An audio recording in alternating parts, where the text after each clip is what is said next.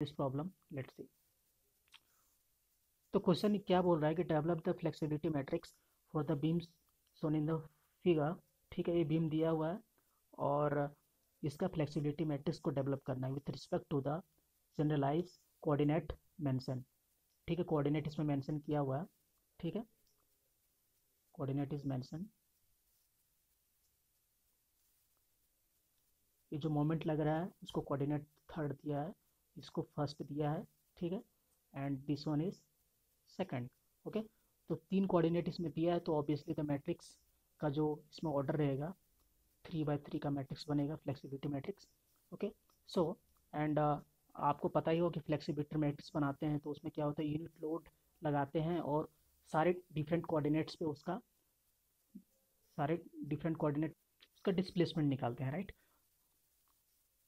तो अभी इसमें कैसे सॉल्व करना है, लेट्स सी।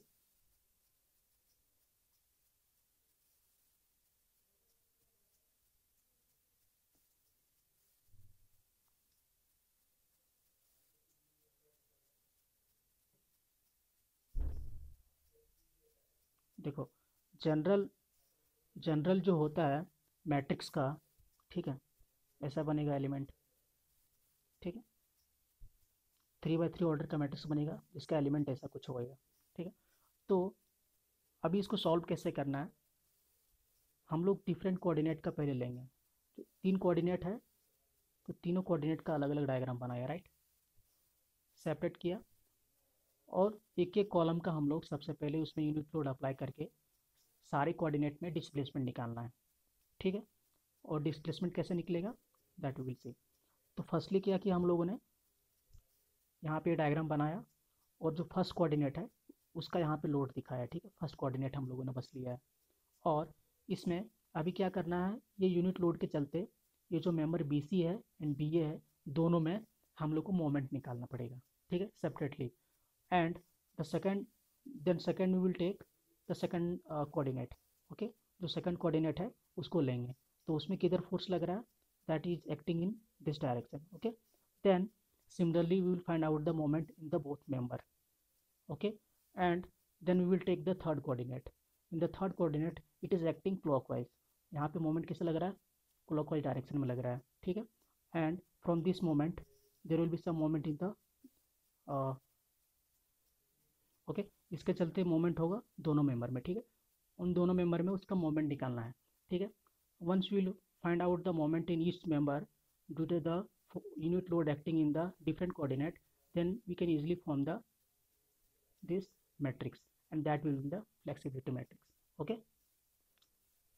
so पहले इसको हटाते हैं।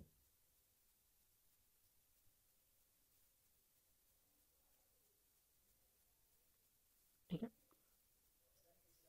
तो देखो अब क्या है, जब एलिमेंट F11 के लिए हम लोग निकालेंगे, जब वन डायरेक्शन में हम लोग यूनिट लोड अप्लाई किया है, ठीक है, और उसी डायरेक्शन में उसका डिस्प्लेसमेंट निकालेंगे। ठीक है, डायरेक्शन वन में हम लोग यूनिट लोड लगाया है और उसी डायरेक्शन में अगर डिस्प्लेसमेंट निकालना है तो फॉर्मूला उसका होगा M1 divide by E I.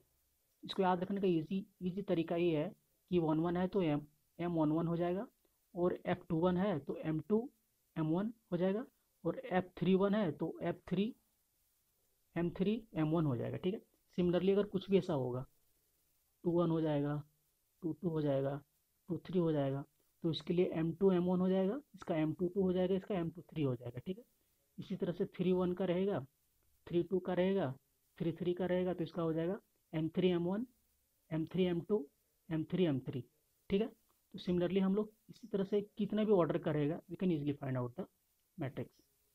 But यहाँ पे सबसे ज़्यादा कन्फ्यूजन क्या रहता है, the confusing point here is जो मोमेंट का डायरेक्शन है वो हमें ध्यान रखना है, दैट्स इट। अभी क्या है, इसमें दो मेंबर है सब में, if you see in this diagram, यहाँ पे बी सी है एंड ए बी है, यहाँ पे भी बी सी है ए बी है, बी सी है ए बी है, राइट। तो हम लोगों ने यहाँ पे क्या किया है, देखो, you have to make one table जिसमें पहला मेंबर रहेगा। ठीक है, मेंबर दो ही है, B C and B A, right. और तो क्या करेंगे, B C and B A में ये जो फर्स्ट यूनिट लोड लग रहा है उसके चलते बीसी में और बीए में we have to find out the moment.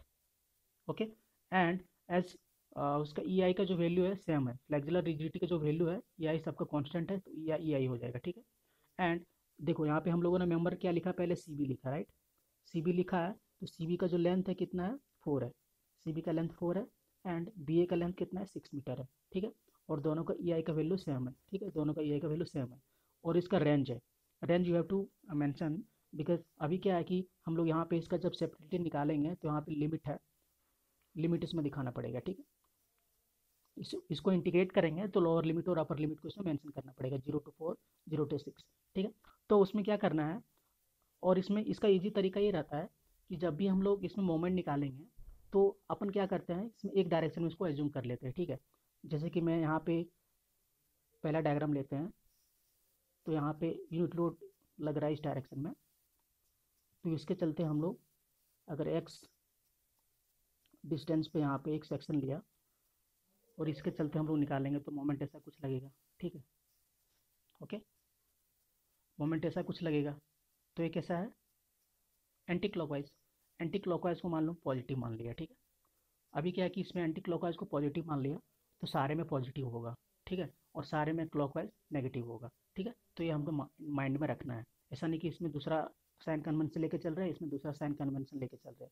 You have to follow only one sign convention. Okay, तो अभी क्या है कि हम लोग इसको अभी सबसे पहले मेंबर में डिफरेंट डिफरेंट मेंबर में निकालेंगे, तो इसमें रेंज दिखाना पहले।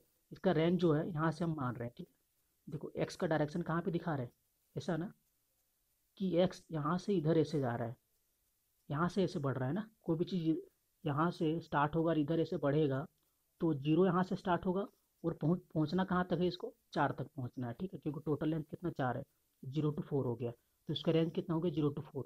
सिमिलरली जब बी ए की बात करेंगे तो इसमें हम देखो बी ए जो मेंबर इसमें दिखाए हैं, जो बी ए मेंबर मैंने दिखाया है उसका डायरेक्शन किधर है, देखो बी ए है, उसका एक्स का मैंने ऐसे दिखाया ना, ऐसा।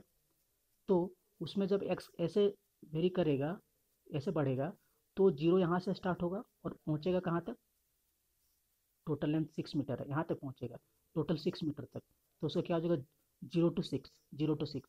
एक कन्फ्यूजन रहता है क्योंकि ये जी प्रॉब्लम है, तो आप इस तरह से ईजी समझ सकते हो, लेकिन जब थोड़ा सा कॉम्प्लेक्स बना देते हैं तो लोगों को बहुत ज़्यादा कन्फ्यूजन होता है, तो ये समझना बहुत ज़रूरी होता है। ठीक है, ठीक है, तो मैंने अभी क्या बताया कि जब पहला हम लोगों ने सी बी मेमर का लिया तो उसका लेंथ 4 मीटर है, दोनों का ई आई कॉन्स्टेंट है। ठीक है, और उसके बाद जब मेंबर हम लोग जब इसका मोमेंट निकाले, मोमेंट कैसे निकलेगा, देखो अब यहाँ पे मान लो एक्स डिस्टेंस पे हम लोगों ने एक सेक्शन लिया और ये जो 1 किलो न्यूटन का लोड लग रहा है उसके चलते इस पॉइंट पे हम लोग मोमेंट निकालेंगे। ठीक है, तो मोमेंट का कुछ डायरेक्शन ऐसा होगा तो प्लस हो जाएगा, मतलब क्योंकि हम लोगों ने पॉजिटिव माना था एंटी क्लॉकवाइज को, तो 1 into x। ठीक है, तो m1 का जो वैल्यू है, देखो पहला मैंने x लिखा है, यहाँ पे x लिखा हुआ है। ठीक है, x हो गया। इसी तरह से जब हम लोग बी ए मेंबर में निकालेंगे moment because of this load, तो कितना होगा, ये लोड यहाँ पे ऐसा लग रहा है और यहाँ पे x डिस्टेंस पे हम निकाल रहे हैं मोमेंट, तो ये लोड देखो, लोड का कंपोनेंट हम लोग ऐसा थोड़ा एक्सटेंड किए। ठीक है, और इस पॉइंट पे निकालना है, तो ये लोड इनटू यहाँ तक का परपेंडिकुलर डिस्टेंस कितना है, यहाँ से यहाँ तक का डिस्टेंस 4 है ना। ठीक है, तो 1 into 4, तो ये हो जाएगा 4। यहाँ पे मोमेंट कितना हो जाएगा, 4, और पॉजिटिव इसलिए होगा क्योंकि इसका भी डायरेक्शन ऐसा ही रहेगा। ठीक है, तो हम लोगों ने सी बी एंड बी ए का जो 1 किलो न्यूटन लोड लग रहा था उसके चलते हम लोगों ने निकाल लिया। अब हम लोग निकालते हैं दूसरे मेंबर का। ठीक है,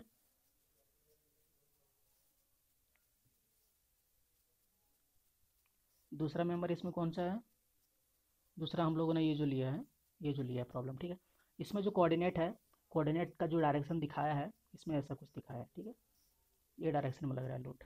ठीक है, 1 किलोमीटर, हमेशा यूनिट ही दिखाते हैं। ठीक है, यूनिट लोड हमेशा इसमें दिखाते हैं। ओके, तो अभी क्या है, इसमें जब 1 किलो न्यूटन लोड लगेगा तो इसके चलते हमको अभी मोमेंट निकालना है डिफरेंट डिफरेंट इसके मेंबर में। ठीक है, तो डिफरेंट डिफरेंट इसके मेंबर में मोमेंट निकालेंगे, तो सबसे पहले इसी मेंबर में निकालते हैं, क्योंकि हम लोगों ने जो जो इसमें माना है, जो एक्स का जो माना है ना डिस्टेंस, उसका वेरिएशन हम लोगों ने ऐसा दिखाया है। ठीक है, तो सब में हम लोग ऐसा ही दिखा रहे हैं, इसमें भी ऐसा ही दिखा रहे हैं, इसमें भी ऐसा ही दिखा रहे हैं, ठीक है। उससे क्या होगा ना, लिमिट में कन्फ्यूजन नहीं होगा, अदरवाइज लिमिट सबका अलग अलग मान लोगे, जिसके चलते आंसर में कुछ चेंजेस आ सकते हैं। तो हमेशा ऐसा एज्यूम करना है कि जो एक में मान रहे हैं वो सब में मानना है, ठीक है। तो अभी क्या है, सेकंड वाला मेंबर देखते हैं, इसमें M2 वाला निकालते हैं, ठीक है। यहाँ पे 1 लग रहा है ऐसा। अगर यहाँ पे x डिस्टेंस पे लेंगे, क्योंकि मोमेंट का डायरेक्शन और ये जो सेक्शन है, ठीक है, दोनों कोइंसाइड कर रहा है, ठीक है, सेमी लाइन पे है। इसी पॉइंट पे निकालेंगे और यहीं पे है, और यहीं पे मोमेंट निकालना है तो जीरो होगा, ठीक है। तो पहला हो गया तुम्हारा ये जीरो। और जब यहाँ पे निकालेंगे तो इसके चलते ये एक्स डिस्टेंस है, जब यहाँ पे निकालेंगे तो अगर यहाँ पे ऐसा लोड लगेगा वो ऐसा करके, तो ये क्या हो रहा है, क्लॉकवाइज। तो क्लॉकवाइज क्या हो जाएगा, नेगेटिव 1 इंटू -1 इंटू एक्स, ठीक है, तो हो जाएगा -x, ठीक है। ये भी इजीली समझ आ गया होगा आपको। बता देते हैं।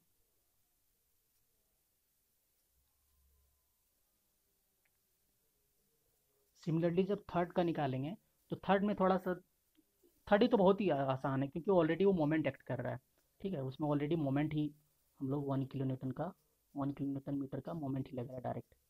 यहाँ पे मोमेंट ही लग रहा है 1 किलो न्यूटन मीटर, ठीक है। तो इसके चलते अभी क्या है कि अगर ये सेक्शन में निकालेंगे एक्स डिस्टेंस पे, तो मोमेंट कितना होगा, कुछ नहीं होगा ना, उतना, सॉरी, मतलब जितना यहाँ पे लग रहा है उतना ही होगा, ठीक है। बस उसका डायरेक्शन इसमें ध्यान रखना है, क्योंकि ये जो मोमेंट है क्लॉकवाइज लग रहा है तो नेगेटिव होगा, इसका नेगेटिव हो गया। और इस सेक्शन पे निकालेंगे तो वहाँ पे भी नेगेटिव, नेगेटिव ही होगा, और जो 1 है तो -1 हो जाएगा, ठीक है, डायरेक्टली इसे पुट कर देना है, ठीक है। तो अभी हम एक बार थोड़ा जल्दी से इसको रिवाइज कर लेते हैं कि मैंने एक्चुअली कैसे बताया इसको। तो बस इसमें ध्यान ये रखना है कि जब पहला वाला मैंने लिया था कोऑर्डिनेट, तो उसमें जो एक्स का डायरेक्शन है दोनों में, मैं पहला वाला मेंबर में ऐसा इस डायरेक्शन में माना था, और दूसरे वाले में ओरिजिन यहाँ से माना था और इसी डायरेक्शन में ऐसा माना था, और सब में मैंने ये सही माना है, ठीक है, सब में सही माना है, ठीक है, ये ध्यान रखना है।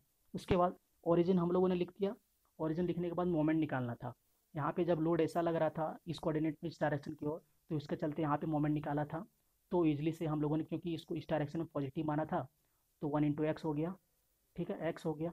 और जब यहाँ पे इस पॉइंट इस मेंबर में निकाला था मैंने इसके लिए, तो उसमें क्या हुआ था कि इस लोड के चलते यहाँ पे निकाले थे, तो उसके चलते क्या था, 1 इंटू 4, ठीक है, 1 इंटू 4 ये हो गया था, ठीक है। और जब हम लोग सेकंड डायग्राम की बात करते हैं, तो उसमें क्या हुआ है, उसमें भी सिमिलरली क्या होगा, जब कोऑर्डिनेट ऐसा रहेगा और जब लोड ऐसा लगेगा, तो उसके चलते क्या होगा, रुको मैं एक दूसरा डायग्राम ले लेता हूँ, दैट विल बी हेल्पफुल।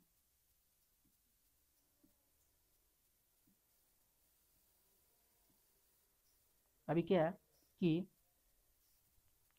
अभी इसमें ऐसा लोड लगेगा, इसमें ऐसा लोड लगेगा, और इस पे मोमेंट निकालना है, इस पे मोमेंट निकालना है, तो कैसे होगा, सिंपली है।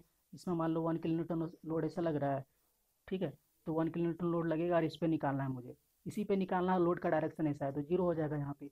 अगर ये लोड ऐसा लग रहा है और यहाँ पे निकालना है, ठीक है, तो ये लोड का ऐसा डायरेक्शन है, और इस लोड से लेकर के यहाँ तक का डिस्टेंस कितना है, एक्स है, तो 1 इंटू एक्स। और क्योंकि ये जो लोड है, ये लोड ऐसा मोमेंट एक्ट करेगा, इस लोड के चलते यहाँ पे मोमेंट ऐसा होगा ना क्लॉकवाइज, तो -1 इंटू एक्स हो जाएगा, ठीक है। और सिमिलरली जब थर्ड वाला बात करते हैं, थर्ड में कैसा था, ऐसा था, थर्ड में ऐसा मोमेंट एक्ट कर रहा था, ठीक है। जब इस मोमेंट के लिए यहाँ पे हम लोग निकालेंगे मोमेंट, इस मेंबर के लिए और इस मेंबर के लिए, तो इसमें क्या होगा, क्योंकि ऑलरेडी ये हम लोग क्लॉकवाइज एक्ट कर रहा है, तो क्लॉकवाइज को हम लोगों ने बोला था, क्लॉकवाइज का बोला था, क्लॉकवाइज के लिए नेगेटिव बोला था, ठीक है, क्लॉकवाइज के लिए नेगेटिव बोला था। तो यहाँ पे क्या होगा, क्योंकि ऑलरेडी ये मोमेंट है, तो मोमेंट को हम लोग फिर से डिस्टेंस से तो मल्टीप्लाई कर नहीं सकते, तो directly we have to write it -1, यहाँ पे -1 होगा, और यहाँ पे एक्स डिस्टेंस पे जो मोमेंट होगा directly that will be also -1। So this is all about the moment calculation of the each member. Once you get it all this thing, जैसे ही सब आ गया है, then we have to just put, ये जो formula है इसमें पुट करना है, ठीक है, ये जो फॉर्मूला मैंने बताया, just have to put in this formula. कैसे पुट करना भाई, ऐसे ही भैया, पुट करने में कोई दिक्कत नहीं है, क्योंकि सबका वैल्यू दिया हुआ है, तुम्हें M1 दिया हुआ है, M2 दिया हुआ है, M3 दिया हुआ है, ठीक है। यहाँ पे M1 का वैल्यू रख देंगे। M1 है उसको 2 बार लिख देने का, ठीक है।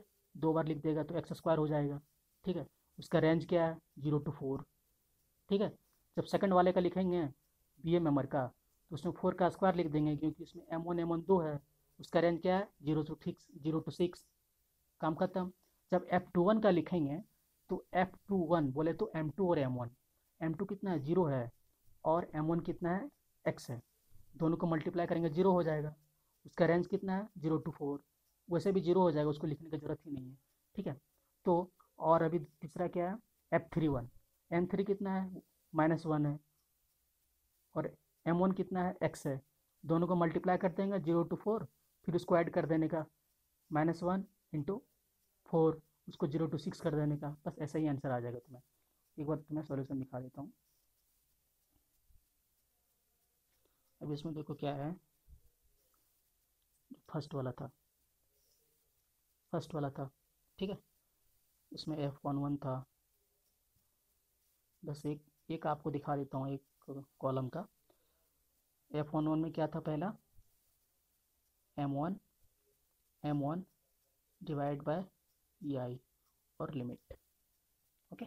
तो M1 का तो वैल्यू दोनों मेंबर का दिया है ना, दोनों मेंबर का हो गया M1 का वैल्यू, ठीक है। 2 मेंबर का होगा ना, 2 मेंबर का होगा M1 का वैल्यू। देखो जो M1 का वैल्यू है 2 मेंबर का है, CB का और BA का। तो जब भी हम लोग F11 निकालेंगे तो addition of the two integral part का होगा, ठीक है। 2 इंटीग्रेशन करके दोनों पार्ट को ऐड करना पड़ेगा। दोनों का रेंज अलग है, ओके। 0 to 4 एंड 0 to 6, दोनों को M1 करके, और फिर BA वाले को M1 करके, दोनों को अलग, दोनों सेपरेटली इंटीग्रेट करके ऐड कर देना है, तो उससे F11 निकल जाएगा। उसी तरह से F21 का निकल जाएगा। सिमिलरली ऐसा ही you can get it of all the element, ठीक है। देखो इसमें क्या किया है, सिंपली ऐसा ही किया ना कैलकुलेशन, बस नथिंग एल्स। इसमें जो मेन पॉइंट था ना, जहाँ आपसे वो टेबल बन गया, 20 मार्क्स इज योर्स, ठीक है। देखो पहला क्या किया, 0 to 4 लिया है, और उसमें यहाँ पे दिखा देता हूँ एक्स स्क्वायर क्यों लिखा है। तो let me show you why they have written X square.